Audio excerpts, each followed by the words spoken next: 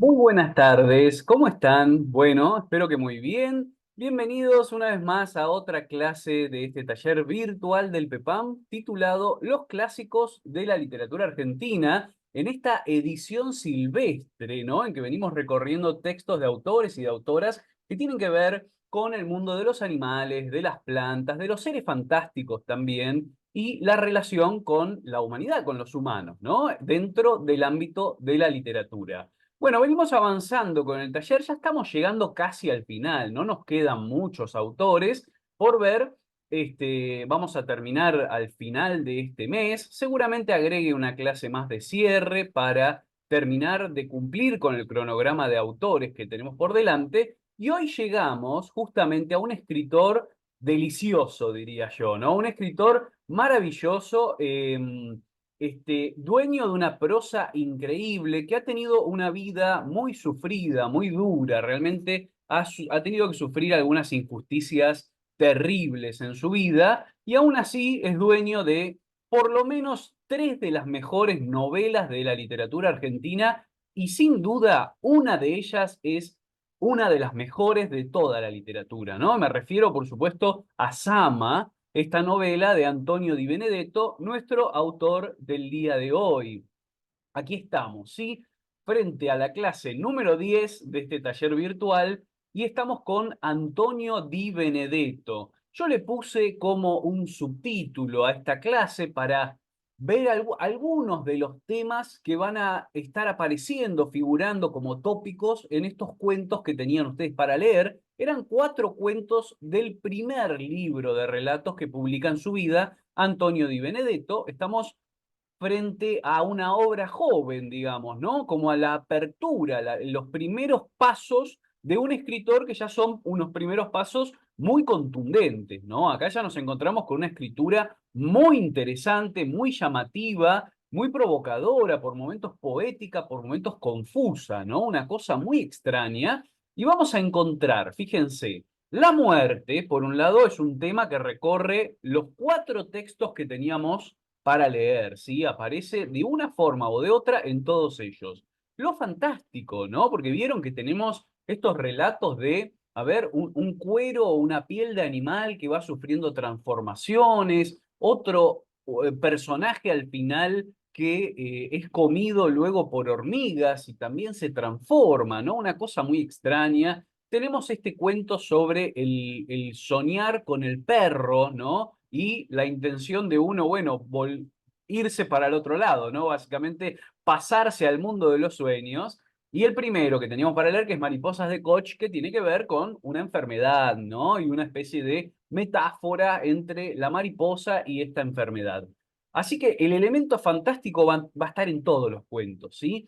La levedad tiene que ver con el estilo, ¿sí? Es un estilo muy parco, muy leve, muy, no está sobrecargado, ¿no? Sino todo lo contrario, un estilo muy directo que con muy poco transmite mucho. Eso es lo interesante de la prosa de Di Benedetto, que es algo característico de su prosa en toda su escritura, ¿sí? Este mismo procedimiento de una escritura de la levedad, de lo leve, la va a ejercitar también en sus novelas, ¿sí? Uno lee Sama y encuentra exactamente lo mismo. Es un lenguaje muy, muy parco, muy, de soltar algunas pocas cosas muy contundentes, pero poco. Es casi como un lenguaje silencioso, un lenguaje callado, ¿no? Lo que hay ahí, lo cual es un oxímoron, es una contrariedad, pero algo de eso hay. Bueno, y lo que vamos a encontrar básicamente a modo general en los cuentos, que ya reseñé recién de forma muy breve, es el entrecruzamiento entre hombres y animales, ¿no? Es esto. Por un lado las mariposas, en otro las hormigas, en otro el perro, ¿no? En todos los cuentos va a haber una relación o un cruce fantástico y desde la muerte con los hombres y los animales. A veces incluso perdiendo un poco la consistencia o los límites entre una cosa y la otra, ¿no? Eso va a estar apareciendo ahí. Bueno, antes de empezar con la lectura que teníamos para hoy, vamos a hablar un poco, como siempre, de la vida y obra de Antonio de Benedetto, que es tan interesante como su literatura, como su escritura. La vida me refiero, ¿no? Su biografía. Nació Antonio Di Benedetto en Mendoza, en la provincia de Mendoza, en 1922.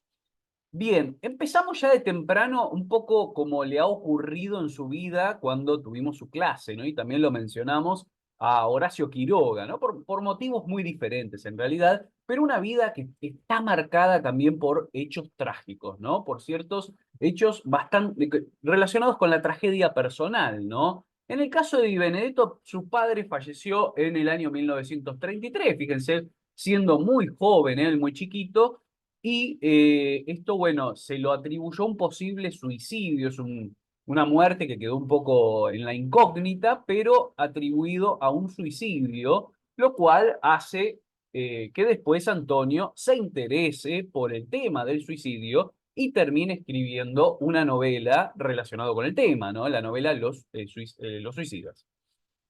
Así que ya desde ahí tenemos una relación con el problema del suicidio, ¿sí? Bueno, como les puse ahí, siendo muy joven ya comenzó a escribir, ¿sí?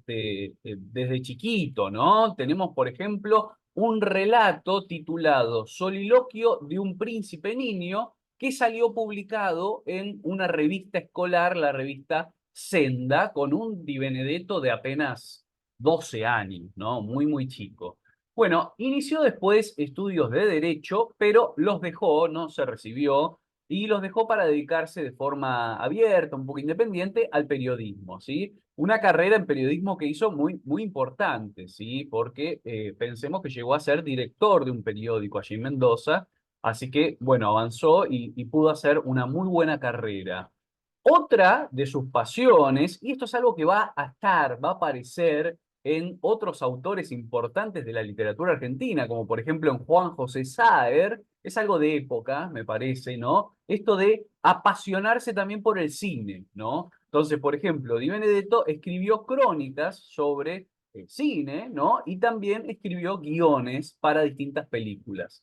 Es algo, como les digo, que se repite en varios autores, como si hubiese como si en ciertos autores existiese una intención o unas ganas de contar historias sin importar el medio por el que se lo haga, ¿no? Ya sea a través de la literatura y la escritura de novelas o cuentos o a través de guiones cinematográficos, ¿no? Bueno, un caso que también podríamos llevar a la dramaturgia, ¿no? Aquellos escritores que han escrito novelas, cuentos, pero también obras de teatro, ¿no? Bueno, publicó varias novelas, ¿sí? Antonio de Benedetto, que le valieron un reconocimiento internacional. A inicios de los 70 viajó por toda Europa y también por la región del Caribe. Aquí retornamos al momento de la tragedia, ¿no? Estamos en la última dictadura cívico-militar de la Argentina y en ese año, en el comienzo, en el 1976, allá en Mendoza, Di Benedetto es secuestrado, encarcelado y torturado, ¿sí? Por quienes respondían a al gobierno de la última dictadura. Lo secuestran mientras él está saliendo del periódico. Él en ese momento, siendo director del periódico allí en Mendoza, lo secuestran, bueno, ¿no? Como siempre, digamos, acusándolo de haber has hecho circular ideas contrarias a la ideología del gobierno, ¿no? Estas cuestiones lo secuestran, lo encarcelan y lo torturan. Es liberado en septiembre de 1977, un año después, en pésimo estado, ¿sí? Ahora vamos a hablar un poco sobre un libro que él edita posteriormente, pero que es un libro hermosísimo. La historia, la génesis de ese libro es una historia a la vez trágica y hermosa, porque es cómo superar la adversidad y la prisión y la tortura a través de la escritura y a través de los relatos. Ahora lo vamos a ver en un cachito en la próxima filmina y un poquito más adelante también quiero que nos detengamos en ese punto porque me resulta muy interesante. Es una forma, creo que nunca se ha compuesto o escrito un libro de esa forma, ¿no? Es un caso único. Bueno, como les decía, lo liberan en septiembre del 77, pésimo estado, y se exilia en Europa, ¿sí? Pasó primero un tiempo en Francia, luego se instaló en Madrid durante 6 años. Allá también escribió un libro de cuentos que son Cuentos del Exilio, si no me equivoco. Regresa finalmente a la Argentina en el año 1984 hay que aclarar, después de ese episodio, de ese año de estar encerrado y torturado, no quedó bien Antonio, ni psicológica ni físicamente, ¿sí? Así que fíjense que después se exilia, después regresa a Argentina y muy poquito tiempo después fallece en el año 1986. Realmente quienes lo conocieron contaban que había quedado muy mal después de ese episodio, ¿no? Una tragedia y una injusticia, ¿no? Podríamos decir. Bueno, yendo un poco más a la obra, ¿no? A qué escribió Antonio Di Benedetto, en principio hay que destacar la incesante labor periodística, ¿sí? Escribió muchísimo en diarios y eso son trabajos que luego se han ido recopilando, pero todavía quedan muchísimos textos por recopilar de Di Benedetto y repartidos ahí por los diarios en su provincia. En 1941 se inició en La Semana, un periódico, ¿no? Y La Palabra. Luego participó, siendo muy joven, ¿no? Estamos hablando de un Di Benedetto de 20 años, básicamente, un poco menos. Luego pasa a la revista Mil Kayak, ¿sí? Colaboró, a ver, para nombrar algunos de los periódicos importantes, sobre todo los porteños, ¿no? Los de Buenos Aires, que por ahí son un poco más reconocidos, con Mundo Argentino, El Hogar y La Nación. Algunos de ellos, bueno, El Hogar, por ejemplo, la revista El Hogar ya la hemos mencionado, vimos que Horacio Quiroga también publicaba cuentos allí. En 1945 entra al diario Los Andes, este es el diario que yo les mencionaba recién, del cual llega a ser subdirector, ¿sí? En el momento en que lo secuestran, estaba trabajando justamente como subdirector de este diario. Su primer libro, Mundo Animal, que es el que tenemos para leer y analizar hoy aquí, publicado en 1953, recibió la faja de honor de la SADE, en cuyo jurado estaba el propio Borges, ¿sí? O sea, fue evaluado y admirado de alguna forma este primer libro de Benedetto por Borges, ¿no?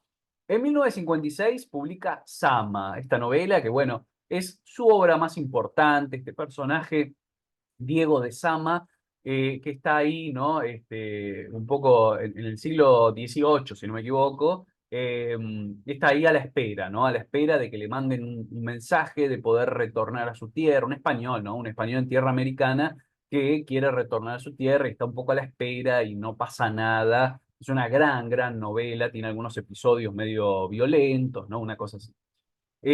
Bueno, fue adaptada al cine hace poco, no sé si ya lo dije, perdonen, pero fue adaptada por Lucrecia Martel hace unos años, en el 2017 o 19, si no me equivoco. 17 me parece, 2017, en una película también muy buena, una muy buena adaptación de Sama. Sigue un libro de cuentos después, titulado Grot, ¿sí? Ese es el nombre original que tuvo el libro de cuentos, y se reeditó en 1969 como Cuentos Claros, ¿sí? Le cambiaron el título, le cambió el título, le pusieron Cuentos Claros, y siguen otras de sus novelas relevantes, ¿no? El Silenciero de 1964 y Los Suicidas de 1969. Esto que yo les decía, abordar el tópico del suicidio, por lo que le había ocurrido al padre. Las tres novelas se han recopilado en una especie de trilogía involuntaria, podemos pensar, ¿no? Una trilogía que no fue planificada como tal, pero que se pueden leer las tres con ciertos temas, tópicos y estilos en comunes, ¿no? La trilogía de la espera se la ha llamado, porque bueno, obviamente la primera de las novelas especialmente, pero las demás también. Pero Sama tiene el tema de la espera como núcleo narrativo, ¿no?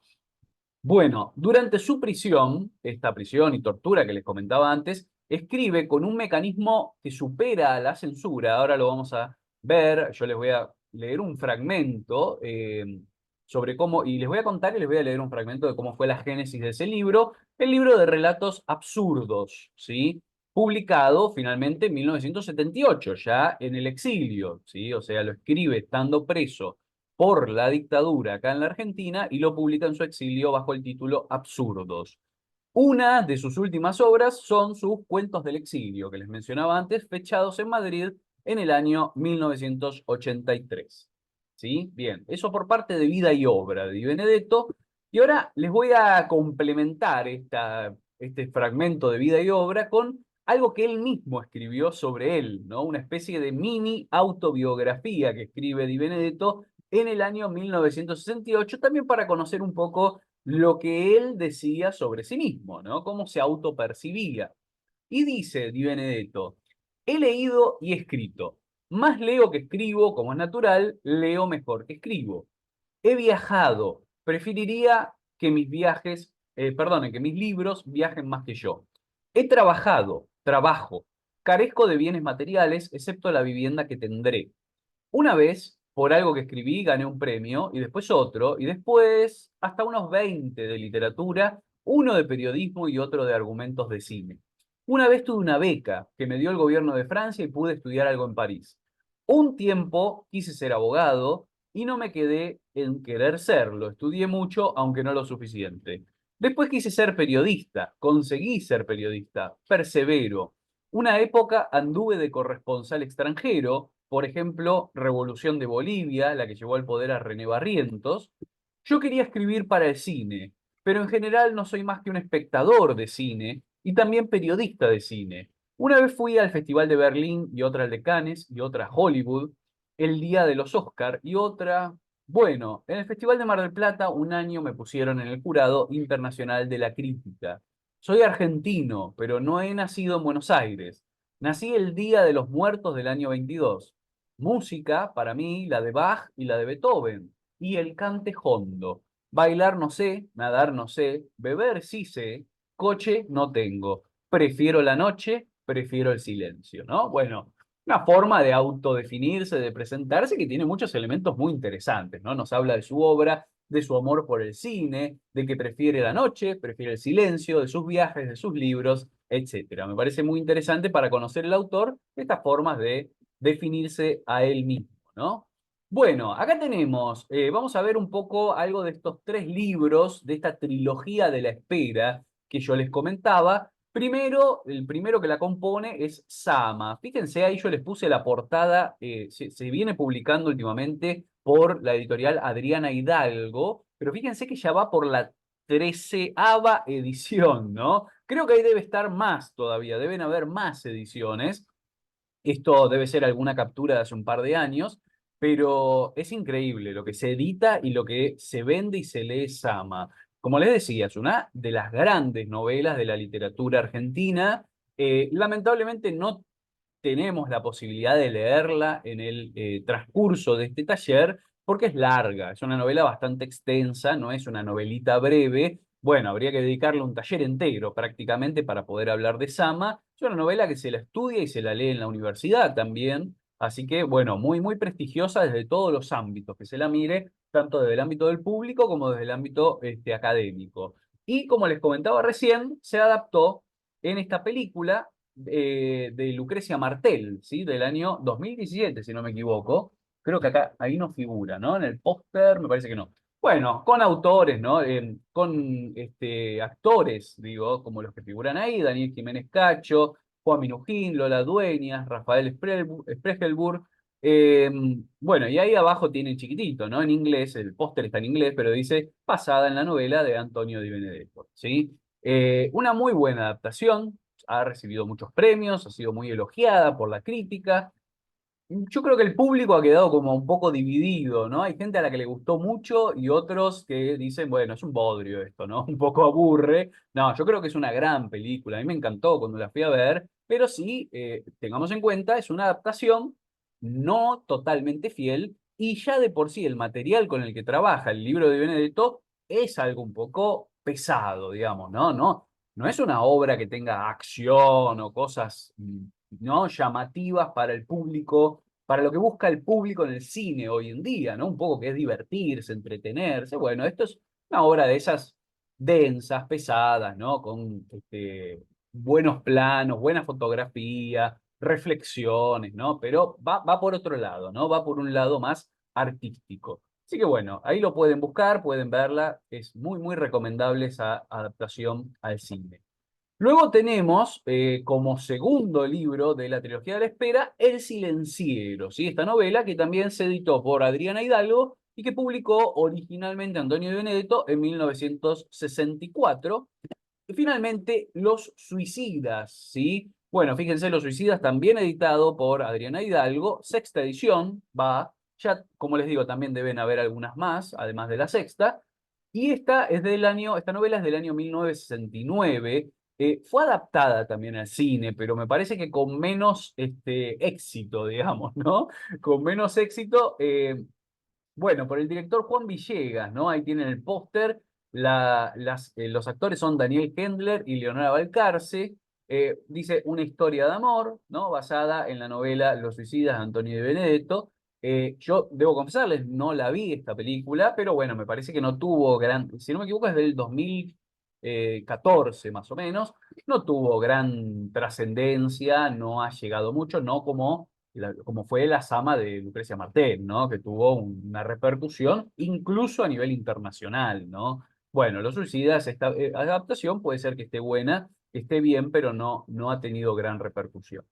Bueno, y ahora sí, les quiero contar, para ir cerrando y ya meternos directamente con Mundo Animal, esta cuestión de la génesis de este libro Absurdos, ¿no? El libro que escribe durante su cautiverio, su prisión por la última dictadura. Les voy a leer primero este fragmento que es lo que cuenta Adelma Petroni, una amiga, una escultora, amiga de Antonio Di Benedetto, que nos cuenta un poco cómo fue la escritura de este libro. Dice, les voy a leer y después les cuento alguna cosita más. Dice, primero estuvo detenido unos meses en Mendoza, en el colegio militar. No se lo podía ver, pero sí llevarle ropas y alimentos. Cuando lo trasladaron sorpresivamente a la unidad 9 de La Plata, no nos dijeron a dónde lo habían llevado. Empezamos a buscar con Bernardo Canal Feijó y los dos, cada uno por su lado, logramos saber su destino. Estuvo preso 1 año y 7 meses, desde marzo de 1976 hasta septiembre de 1977. Yo pedí a todo el mundo que hiciese lo posible para lograr su libertad. Finalmente, el Premio Nobel de Literatura Heinrich Boll le envió un telegrama a Videla. Me mandaba, y ahí termina la parte, ¿no? De cómo lo metieron preso, cómo lo secuestraron y lo metieron preso y cómo lo terminan consiguiendo su libertad a través de este tipo de influencias, ¿no? Y ahora dice sobre este libro, Absurdos, ¿no? Me mandaba cartas donde me decía, anoche tuve un sueño muy lindo, voy a contártelo. Y transcribía el texto del cuento con letra microscópica. Había que leerlo con lupa.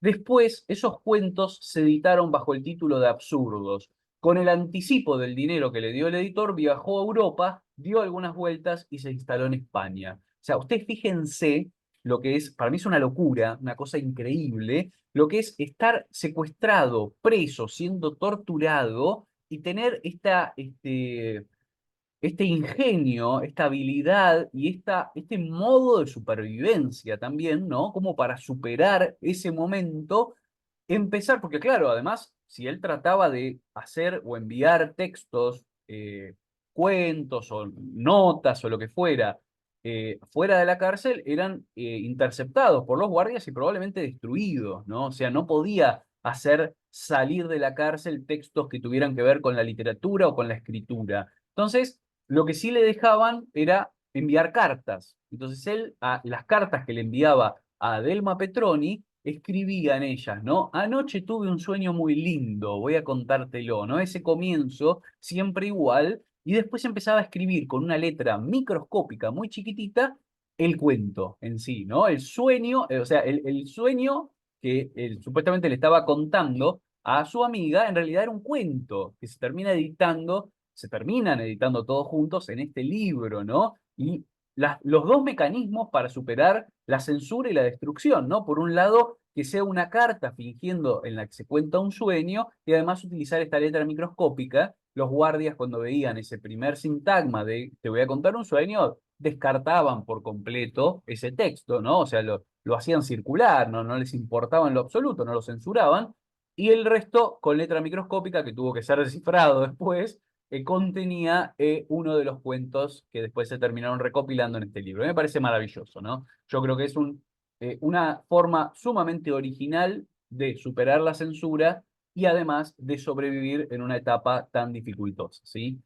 Bien, vamos a avanzar, ¿no? Ahora sí, vamos a nuestra lectura, Mundo Animal, ¿sí? Ahí tenemos, ustedes pueden ver las dos primeras, la primera edición y una segunda edición que se hizo, que lo que se suele mencionar y lo que es interesante tener en cuenta es que Antonio Di Benedetto, a la primera edición de 1953, cuando hace una segunda en el 71, le agrega algunos cuentos y corrige algunos otros, ¿sí? Hoy no nos vamos a meter con eso, no nos va a dar el tiempo para analizar las variaciones y los cambios que se hicieron entre una edición y otra, pero es interesante saber que ese tipo de procedimientos suelen hacerlo los escritores, lo hacía el propio Borges, ¿no? Por ejemplo, que publicó sus primeros libros de poemas, de poesía en el año 23, y después hoy en día los que leemos, los poemas que leemos de Borges, no tienen nada que ver con aquellos iniciales porque los modificó mucho, los fue cambiando, ¿no? Bueno, algo parecido Antonio de Benedetto hacía con sus cuentos de este primer libro. Bien, pasamos ahora a el comentario.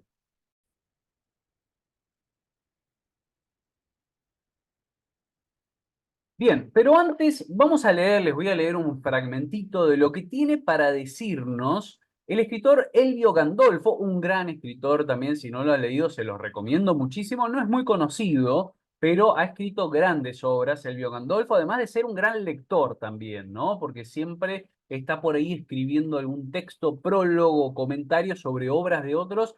Y yo les digo esto, si ustedes encuentran un libro recomendado, prologado, comentado por Elvio Gandolfo, léanlo, porque seguro es bueno, ¿sí? Bueno, y acá tenemos un comentario, bueno, de un Elvio Gandolfo muy joven sobre Mundo Animal. Dice, el primer libro, Mundo Animal, lo publica a los 30 años, en 1953, e incluye 15 relatos.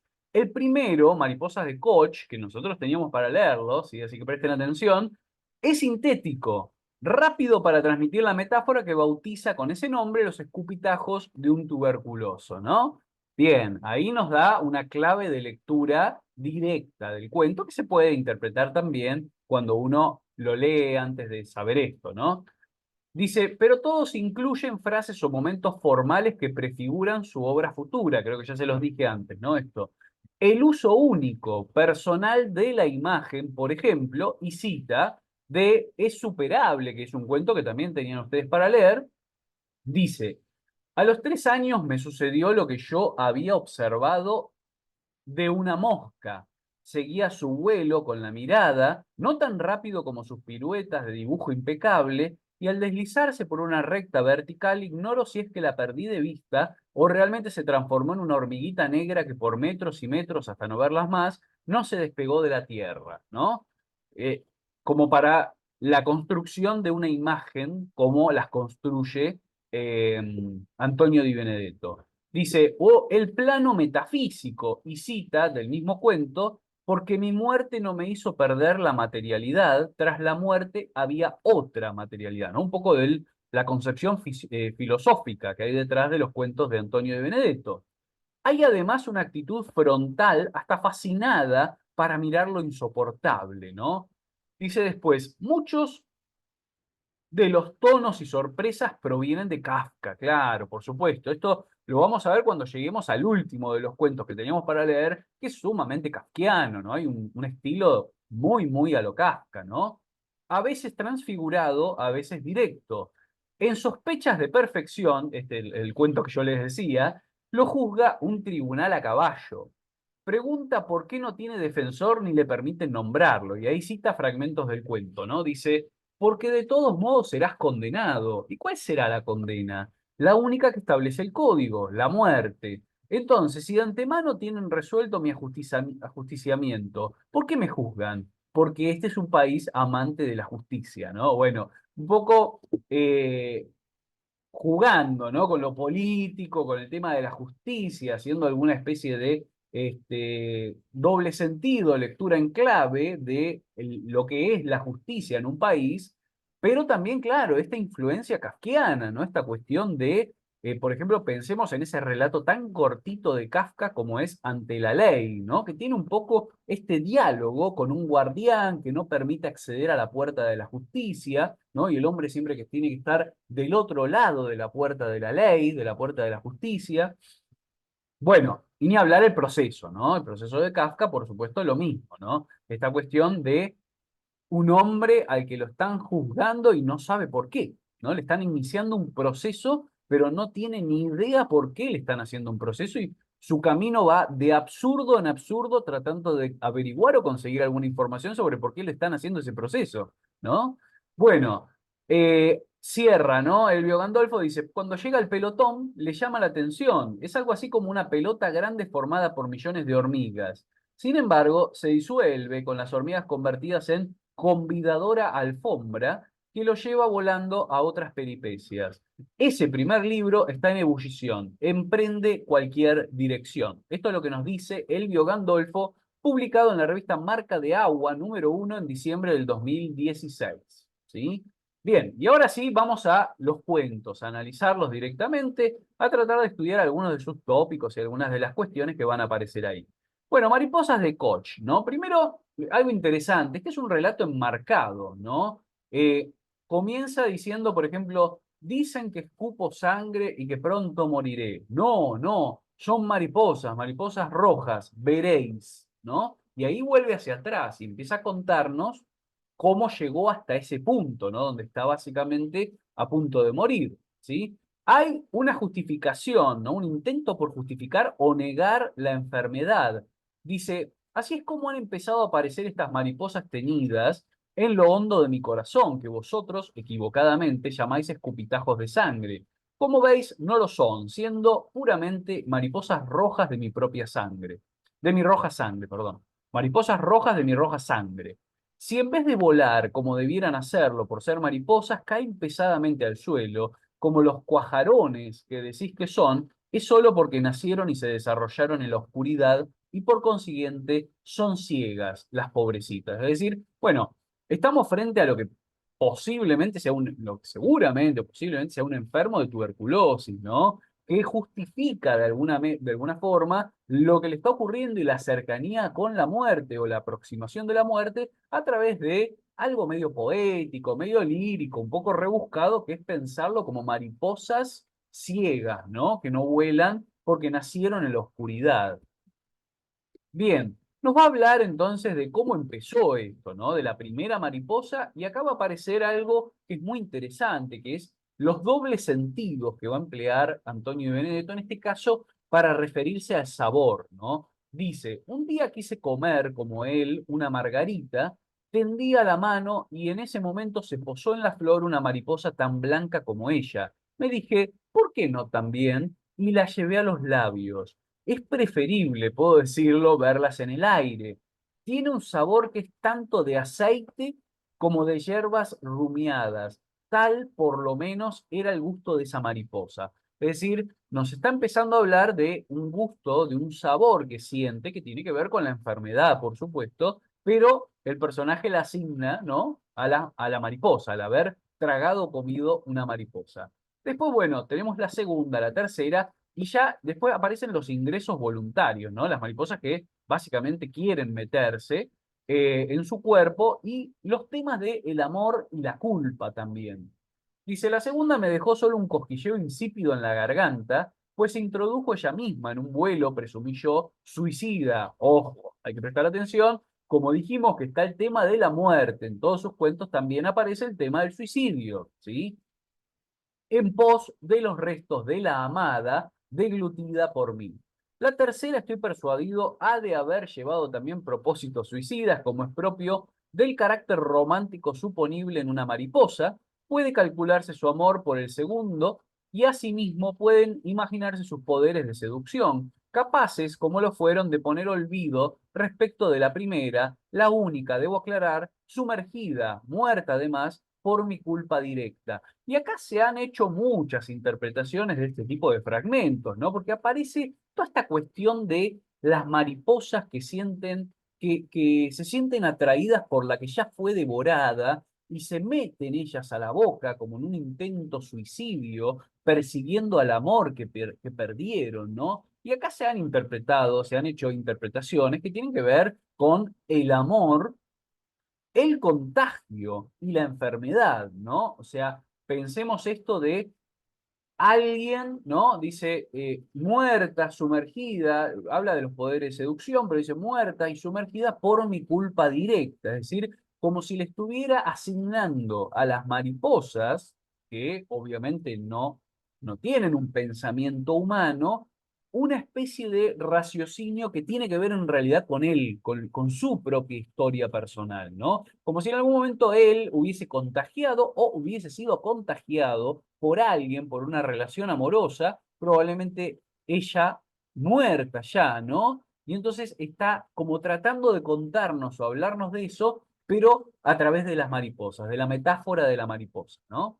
Bien, finalmente esto de la mudanza por el organismo y la reproducción, que también va en el mismo sentido, ¿no? Dice, pero en desmedro del estómago pobre y desabido que me dio la naturaleza, he de declarar que no quisieron vivir en él mucho tiempo. Se trasladaron al corazón, más reducido quizás, pero con las comodidades de un hogar moderno, por lo que está dividido en 4 compartimientos o habitaciones, si así se prefiere nombrarlos. Esto, desde luego, allanó inconvenientes cuando el matrimonio comenzó a rodearse de párvulos. De vuelta, esto de hablar de las mariposas como si fuera un matrimonio, asignándole atributos del amor, el rodearse de párvulos, que tiene que ver obviamente con la proliferación de los escupitajos de sangre, ¿no? Que son las mariposas, pero al mismo tiempo detrás se esconde un mensaje de su propia historia personal, la vida propia del personaje con su mujer y probablemente con sus hijos, ¿sí? Porque de eso no nos cuenta nada más que lo que dice a través de las mariposas. Bien, hasta ahí Mariposas de Koch, ¿sí? Bueno, es un cuento muy breve además, ¿no? Muy cortito, y que básicamente los temas que aparecen son esos, ¿no? La metáfora de las mariposas para hablarnos de la enfermedad, del amor, del matrimonio y de la muerte probablemente, y del suicidio también, ¿sí? Bien, vamos a pasar al segundo cuento. Es superable. Vieron que es un cuento rarísimo, ¿no? Es una cosa muy extraña, porque básicamente lo que podríamos pensar en un inicio es que es un cuento de metamorfosis. De vuelta, volvemos a Kafka, ¿no? La metamorfosis de algo que se va transformando progresivamente de ser un animal en una cosa más inerte, ¿no? Pero es mucho más raro que eso, digamos. Acá hay un experimento con la literatura y algo que solo puede hacerse a través de la literatura y de las palabras, ¿no? Porque por momentos se transforma en algo que no tiene nada que ver con el animal, sigue reteniendo una cierta conciencia casi humana, ¿no? Como un cambio en planos de conciencia, pero que nunca se termina de definir bien del todo qué es exactamente, ¿no? Es un poco inasible lo que nos está contando. Bueno, el comienzo, por supuesto, tiene que ver con la vida animal, ¿no? Estamos frente a un animal vacuno que nos va a hablar de un pasado idílico, ¿no? Que está muy bien con su familia, con los pastos y la comida, etcétera, etcétera. Este fragmento lo voy a saltear, ustedes ya saben cómo comienza. Y luego tenemos, ahora sí, el episodio en de la muerte, ¿no? Que se produce en un matadero. Ahí tenemos la perspectiva, es tremendo este fragmento, lo voy a leer, es crudo, es muy duro, porque nos transmite directamente la perspectiva del animal que está siendo asesinado, ¿no? Casi diríamos un Di Benedetto vegetariano, ¿no? O vegano, o una cosa de defensa del maltrato, de la crueldad contra los animales. ¿Estamos? En la década de 50, ¿no? Muy adelantado quizás en ese sentido. Dice, me amodorraron de un mazazo en el cráneo, me abrieron el cuello y me desollaron, me partieron en canaleta, hurgaron en mis profundidades y sacaron cuanto podían sacar. Ciertas vísceras fueron inmediatamente a las fauces de los perros de engorde y de canes bestializados. Alguien me cargó en sus lomos y yo era como una breva sin piel, pero tenuemente roja y con 4 muñones. Me pusieron asociado con otros extintos de las mismas procedencias, es decir, de la misma estancia, en un carromato de estructura de hojalata. Es decir, hasta ahí tenemos bien el hecho de que es un animal al cual matan, destripan y que algo de sus restos van a un carro que va a trasladarlo junto con restos de otros animales, ¿sí?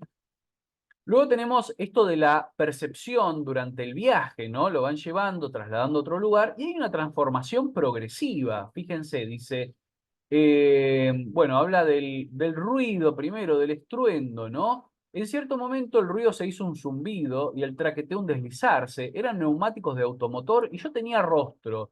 tenía manos con unas uñas comparativamente diminutas y estaba constreñido, pero con un cuerpo vivo, aunque no fuese el mío, en un camión celular, ¿no? Es como si esta conciencia que habitaba en los restos del animal ahora se traslada a otra cosa, ¿no? No sé si al conductor del camión o a alguien que está presente ahí, ¿no? Es como un pasaje de la conciencia por distintos estadios, ¿no? No siempre es ese animal que se va transformando en cosas diferentes, ¿no? Después lo tenemos acá, esto también es muy raro, ¿no? Lo tenemos en el interior de una caja fuerte, y acá uno se preguntaría, ¿qué objeto es ahora, no? Porque eh, es un cuero, es una piel, es dinero, es oro, no se sabe, no está aclarado. Y eso también es magnífico en el cuento, ¿no? Cómo nos habla de esta transformación y estos estados de conciencia, pero no está aclarado, no es lineal, digamos. Me parece que el cuento sería mucho más pobre y mucho más predecible si fuera sencillamente la narración de cómo el animal muere y el cuero es trasladado y pasa por distintas etapas, ¿no? Entonces se transforma en alfombra, después se transforma en piel, lo que sea, ¿no? Bueno, eso sería más predecible. Acá es más compleja la situación, es otra cosa, ¿no? Dice, creo que me cuadraré, que tomaré la forma de la caja de hierro o que, de seguir siendo lo que soy, será un hombre encogido, ¿no ven? No se sabe qué es. No me quejaré más.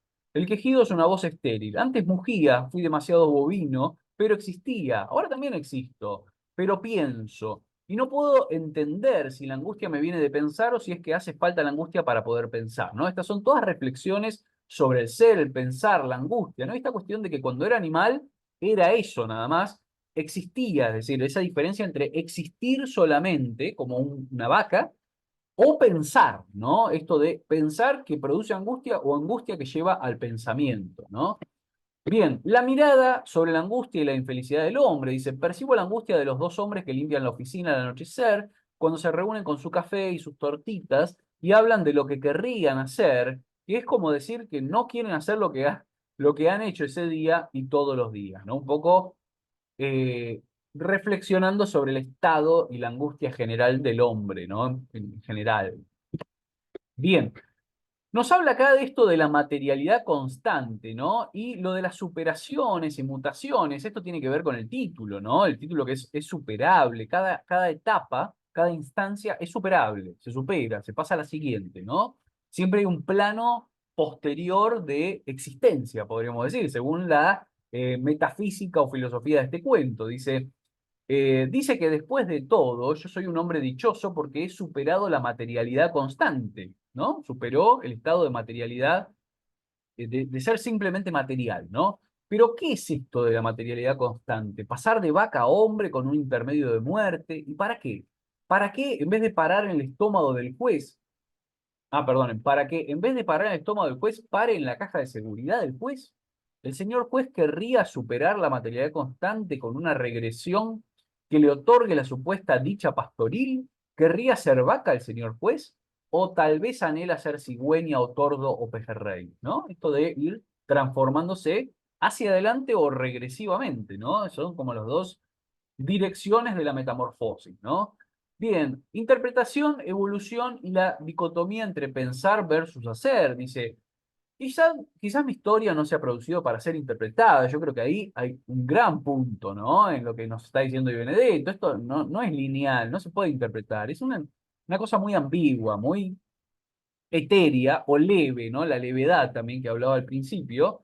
Y nada vale que yo haya superado ciertas constantes o constancias de la materia si es para alimentar las cavilaciones del señor juez. De nada me servirá tal evolución, de nada a nadie ha de ser útil, excepto como muestra fenoménica, de no ser que yo pueda aplicar mi nueva facultad, la de pensar. No he venido a ser hombre solo para atragantarme de angustia. Quiero poder hacer para digerirla. Quiero poder hacer, siquiera para morir por mi propia mano y no por la del matarife, como ya me sucedió. Pero no, quiero vivir, dice, ¿no? Bien. Luego tenemos este episodio, esta escena del incendio, ¿no? Donde se incendia el lugar y la caja fuerte, ¿no? Casi diríamos que lo que está en la caja fuerte se derrite, ¿no? Una cosa así, pasa a un nuevo estado de materia.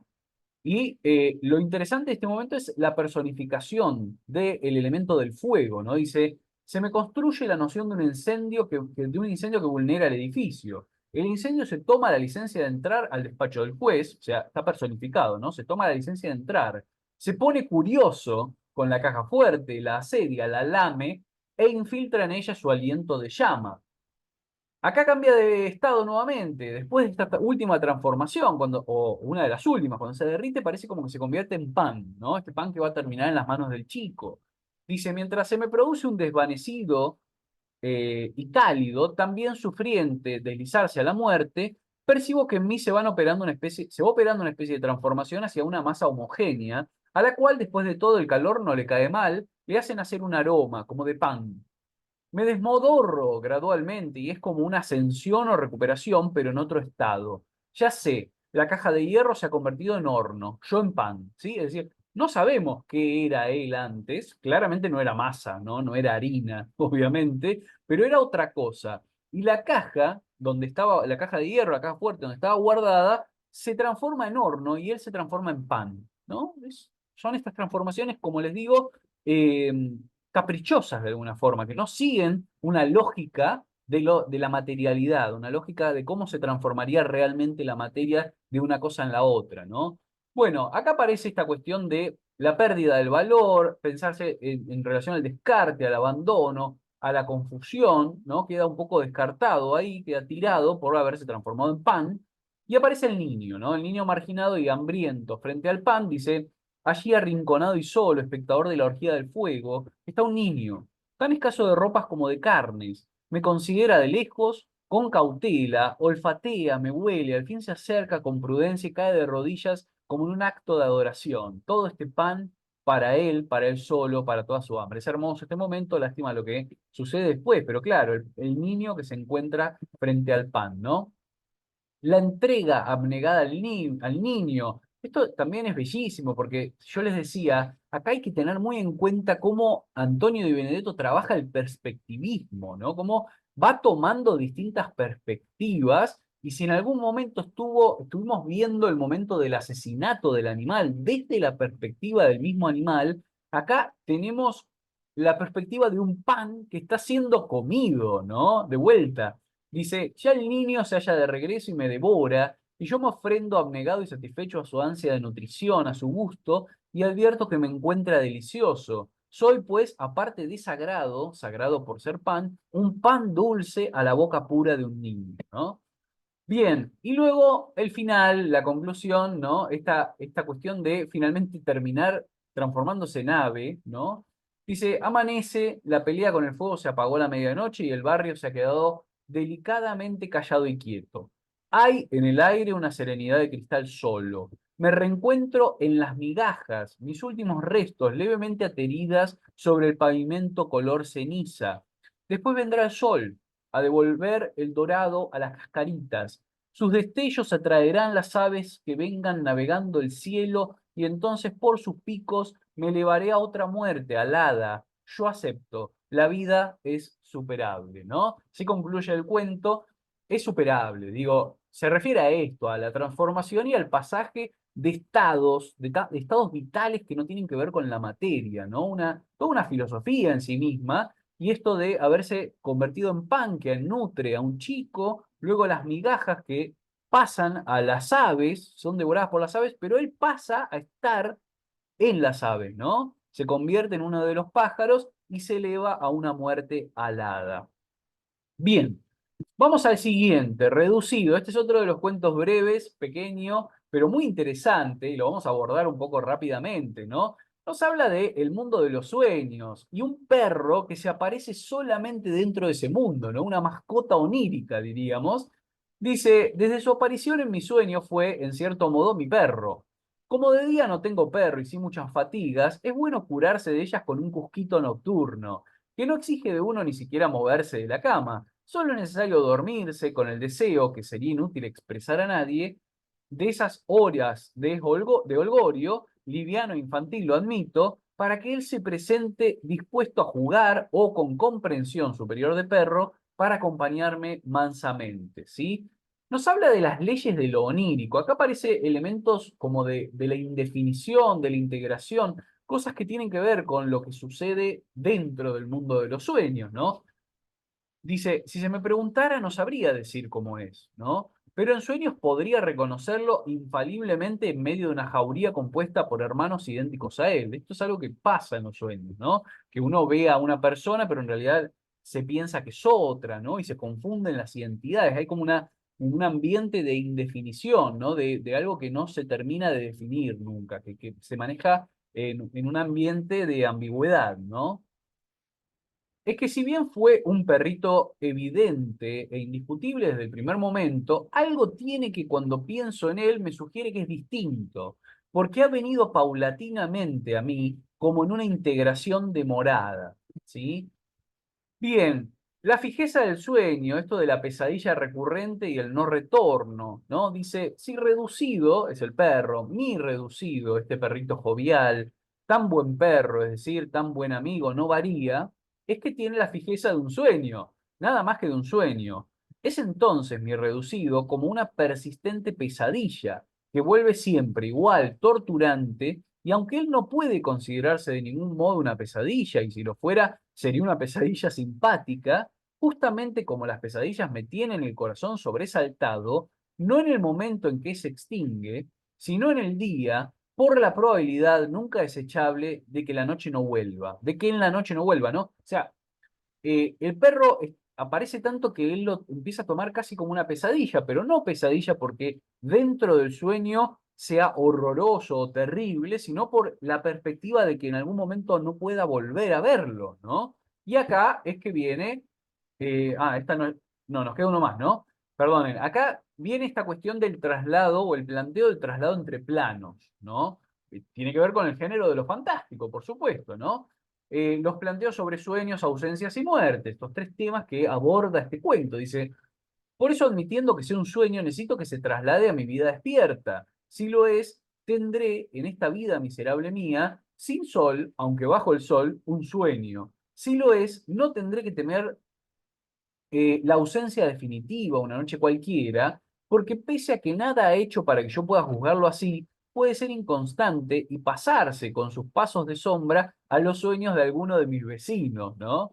Vivo sobre la tierra, es indiscutible, puede morir, pero pensaré en su muerte como en la mía, pensaré que es algo que no viene, aunque se desee, si no se busca de frente, ¿no? Bueno, muchas cosas ahí, muchas cosas muy interesantes, esto de el cruce entre planos, el onírico, el de la vigilia, el hecho de que el perro pueda pasar al sueño de otro, ¿no? Y abandonarlo. Pensémoslo en torno a las ausencias, en torno a los abandonos, ¿no? Pensemos, es un hombre que aclara desde el principio que está solo, que se la pasa trabajando, que no tiene una compañía durante el día, ¿no?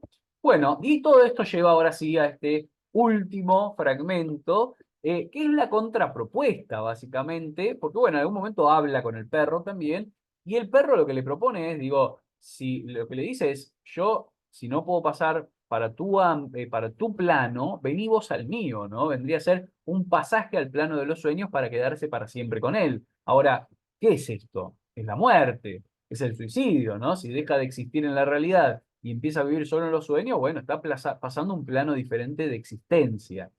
Entonces dice, ya he conversado con Reducido, le pedí que se apee de la noche y venga. Fíjense qué linda forma de decirlo, ¿no? Que se apee de la noche.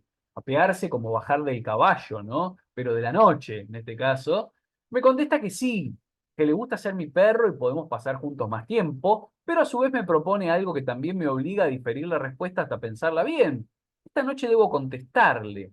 No faltan muchas horas y he de resolver, siendo como es tan difícil decidir sobre lo que Reducido quiere, porque lo que Reducido quiere es que yo me vaya con él, es decir, que yo me vaya con él a los sueños, ¿no? Buenísimo. Buenísimo ese final, ¿no? Porque claro, es la propuesta de, si querés que sigamos juntos, tenés que venir vos para este lado, pero ese otro lado, ¿qué es? ¿No? Quedarse para siempre en el mundo de los sueños, ¿no? Bueno, tremendo, me encanta. Bueno, y ahora sí, llegamos finalmente a este último de los cuatro cuentos que teníamos para leer. Sospechas de perfección, ¿no? Un cuento rarísimo. Este me parece que es uno de los más difíciles. Es raro, es extraño, es complejo, es largo, un poco más largo, y es lo que yo les decía, un cuento efectivamente kafkiano, ¿sí? O sea, acá se ve muchísimo la influencia de la lectura de Franz Kafka por parte de Antonio de Benedetto, ¿sí? El cuento comienza con un contexto laboral y cultural del protagonista, del narrador, ¿no? Narrador en primera persona, que nos va a hablar de que es un vendedor, de que está relacionado con el tema de los libros, ¿no? O de los papeles. Dice, me consagré a la enseñanza de la lectura, solo enseñaba a leer, no a escribir, puesto que no vendía papel blanco ni estilográficas, ¿no? Claro, le enseñé a leer porque vende libros, ¿no?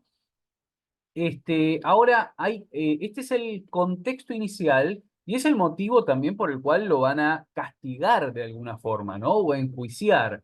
Es decir, pasamos a un segundo momento donde hay un apresamiento y un juicio, ¿no? Dice, bueno, suspendidos, este tiene también un fragmento que es el que leímos antes cuando citamos a Gandolfo, ¿no? Dice, suspendidos mis propósitos, mi persona fue llevada a juicio ante un tribunal de hombres enmascarados y a caballo en bestias cubiertas de gualdrapas. Otra cosa, ¿no? De este cuento, no solo es extraño, raro, todo lo que yo les decía, sino que además es como un poco anacrónico, ¿no? O sea, no hay forma de definir muy concretamente anacrónico y no tiene una ubicación física precisa, ¿no? Es como que no hay forma de definir en qué tiempo está ocurriendo esto ni en qué lugar, ¿no? Muy amplio, parece casi a veces como si fuera en la Edad Media, ¿no? Una cosa medio medieval, un poco rara. Dice, yo en medio de todos de pie, las muñecas oprimidas por una cuerda, yo no tenía defensor ni se me permitía nombrarlo y pregunté por qué. Porque de todos modos serás condenado. Esto ya lo vimos antes, ¿no? ¿Cuál será la condena? La muerte. ¿Por qué me juzgan? Porque este país es un amante de la justicia, ¿no? Eso es Kafka, plenamente Kafka, sobre una especie de alegoría, una crítica al funcionamiento de la justicia, ¿no? Bien, la ejecución, el momento de la ejecución también es un momento fantástico, ¿no? Del género fantástico, cercanito casi al género de terror también, porque es fusilado o ejecutado con un pelotón de hormigas, ¿no? Que quedan huesos, básicamente. Dice, el ajusticiamiento pudo ser vulgar, no lo fue, no solo por el punto en que se suspendió, sino por la realidad novedosa, por lo menos para mí, del pelotón de ejecución. Era propiamente un pelotón, algo así como una pelota grande formada por millones de hormigas, ¿no? Un poco humor ahí también en el juego de las palabras y de los conceptos, ¿no? Las hormigas y la gente se saciaron cuando yo estaba en los huesos. Y al parecer se comprendió de inmediato que esas hormigas no podrían con mis huesos, porque en mi presencia se sugirió el empleo de perros, que no fue aceptado porque oí decir los perros no eran, en ese caso, un instrumento legal, ¿no? Todo muy raro, rarificado, como si las hormigas fueran un instrumento legal, los perros no, y esta cuestión de narradores, personajes en primera persona que siguen contando aún después de lo que uno consideraría como la muerte, ¿no? O sea, que te ataque un pelotón de hormigas, quedar en huesos, estás muerto, ¿no? Entonces, pero el narrador sigue contando igual, como veíamos en Es Superable, ¿no? Hay como planos de conciencia que permiten seguir contando la historia. Las hormigas voladoras, ¿sí? Esto, y la inspección, dice, se ordenó la actuación de un pelotón de hormigas voladoras. Esto me sería provechoso como yo no podía imaginar, ignorando como ignoraba la insuficiencia del arma aérea del lugar. Perdón, sí, del arma aérea del lugar. Cuando llegaron las hormigas voladoras concurrieron en circunspecto pelotón que naturalmente las obligaba a plegar las alas, a observarme en mi celda, con el objeto de formarse una idea del trabajo que tendrían al día siguiente, ¿sí? Acá aparece un poco la historia, la justificación y una relación, que ahora vamos a ver. Dice, si bien yo nací aquí, aquí pasé mi infancia al volver sin sentirme superior a los demás, o al menos sin hacer ostentación alguna de mi superioridad, realicé algo que, si en esencia era interesado, como toda venta de un objeto, aunque sea un libro, era también algo bueno y necesario, enseñar a leer, ¿no? El motivo por el cual de alguna forma lo terminan juzgando, ¿no? Empecé a percibir que hallaba eco y a comprender por qué. Esos seres tenían alas, poseían algo que hace posible no permanecer pegado al suelo. Bueno, ahí hay una metáfora un poco inocente, también podemos decir, ¿no? Pero una metáfora interesante, que es esa equiparación entre la lectura y las alas, ¿no? La lectura que permite volar y no permanecer pegado al suelo, como les pasa a las hormigas voladoras, ¿no?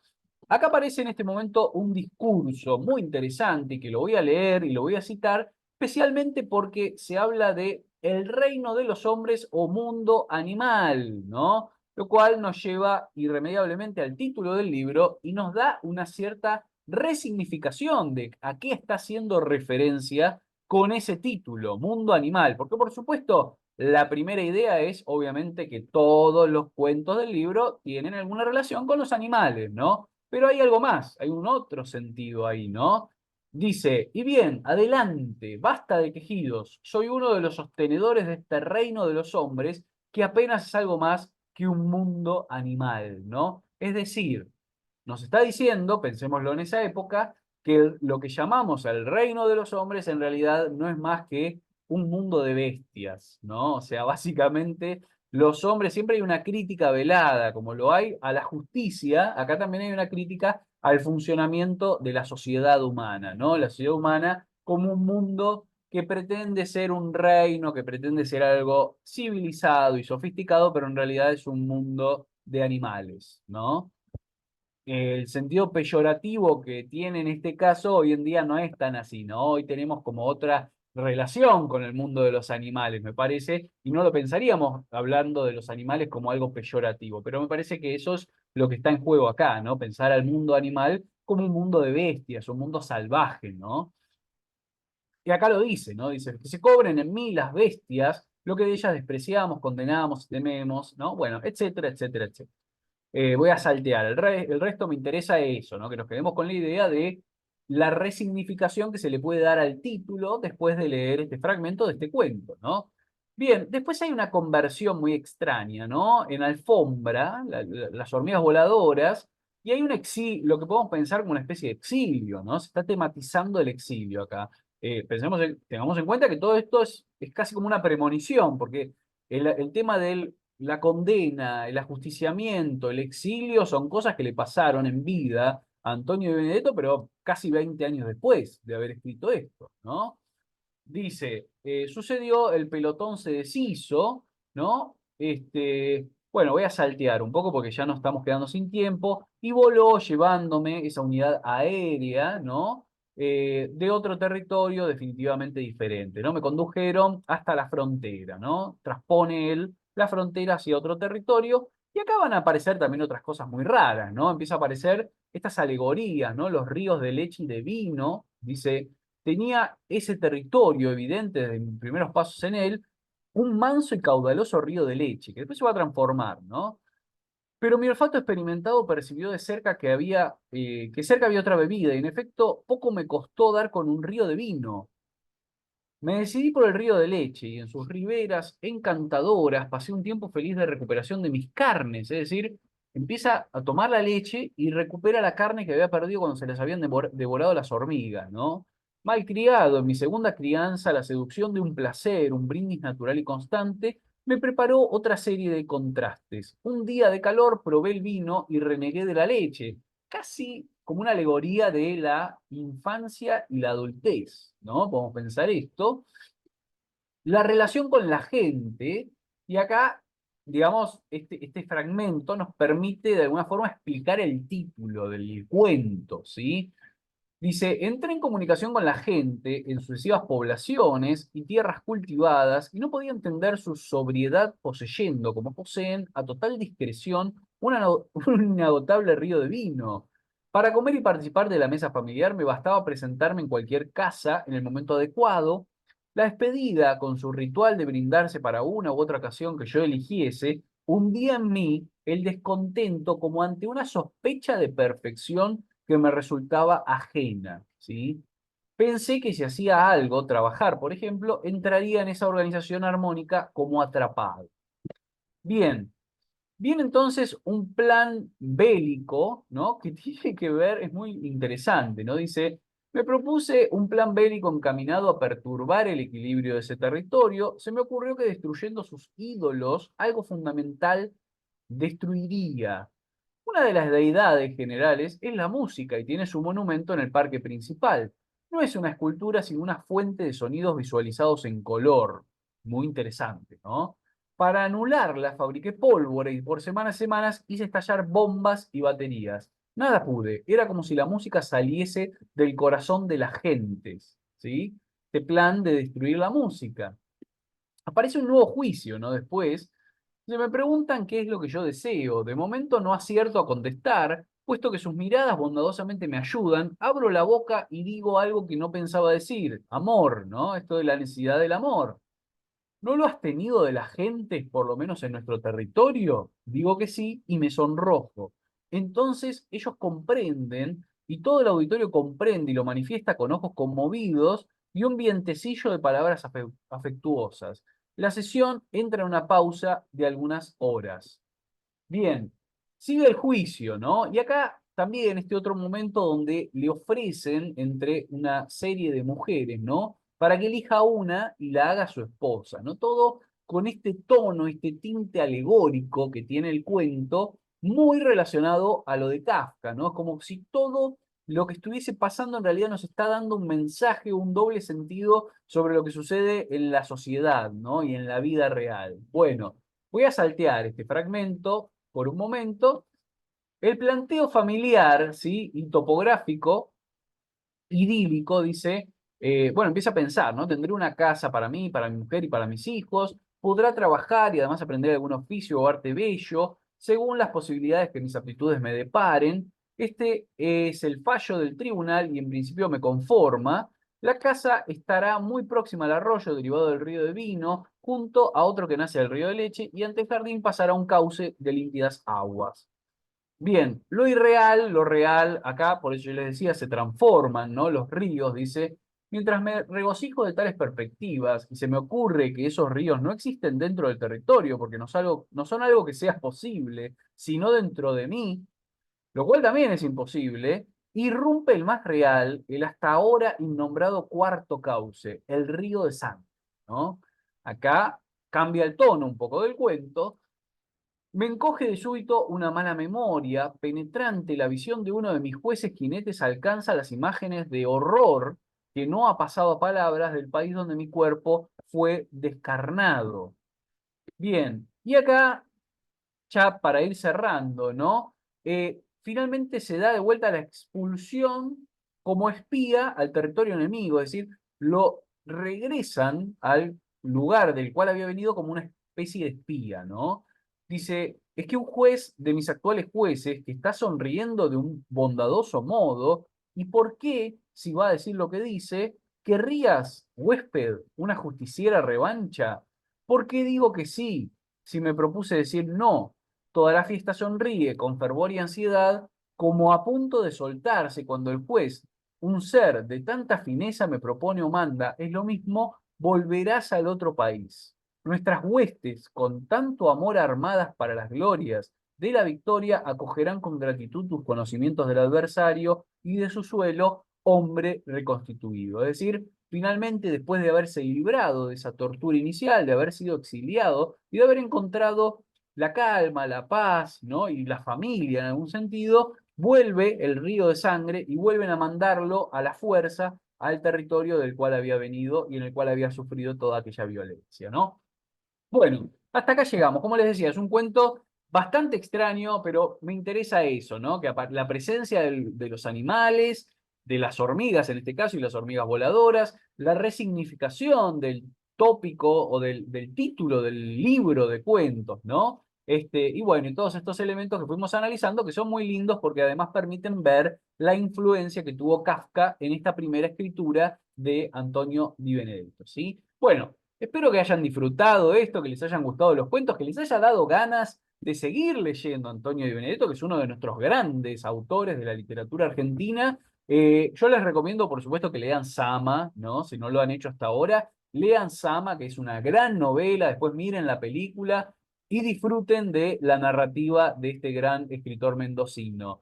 Nos vemos la semana que viene, ¿sí? Con una nueva clase de este taller. Vamos a leer, tienen para leer y vamos a comentar la obra de Manuel Mujica Lainez, ¿sí? Una obra muy especial, Cecil se titula, son algunos pocos capítulos de ese libro, es una mezcla el libro, porque no es una novela, se lo puede pensar como una autobiografía novelada que escribe Manuel Mujica Lainez, pero desde la perspectiva de su perro, ¿sí? Muy interesante ejercicio, ¿no? Tomar la mirada de su propio perro para hablar de sí mismo y hacer una autobiografía novelada, ¿sí? Bueno, así que nos reencontramos la próxima. Les deseo que tengan una muy buena semana, un lindo fin de semana y nos vemos la siguiente clase. Les mando un beso muy grande.